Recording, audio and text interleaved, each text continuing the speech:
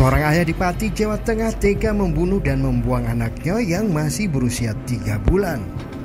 Pelaku adalah Muhammad Soleh Ika Saputra. Pria 20 tahun itu nekat berbuat keji karena putrinya yang bernama Mazaya Khaira El Naura rewel. Saat peristiwa terjadi, ibu bayi tengah bekerja berjualan es di pasar. Sementara pelaku tinggal di rumah bersama 2 anaknya yang masih balita.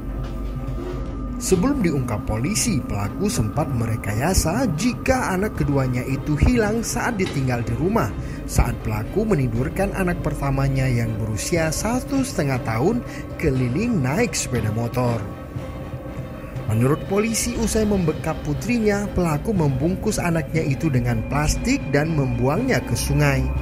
Jenazah bayi ini ditemukan warga pada Selasa 2 Mei 2023 di Sungai Kaliampu. Sebelumnya, bayi ini dilaporkan hilang pada Senin 1 Mei. Polisi yang menerima laporan dari orang tua bayi kemudian melakukan penyelidikan dan akhirnya terungkap bayi tersebut dibunuh oleh ayah kandungnya. Kini pelaku telah ditahan di Polres Pati.